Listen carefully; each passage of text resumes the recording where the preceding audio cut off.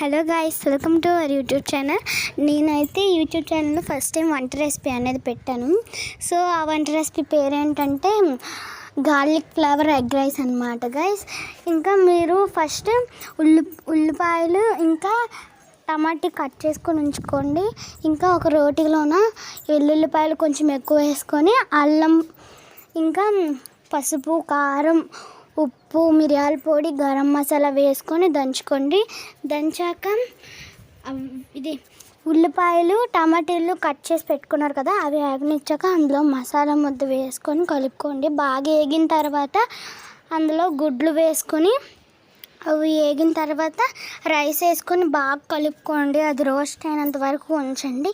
ఉంచాక మీరు ప్లేట్లో తీసుకొని తింటే వేరే లెవెల్ ఉంటుంది అన్నమాట గాయస్. సో మీరు దీంట్లో ట్రై చేయండి, చాలా బాగుంటుంది.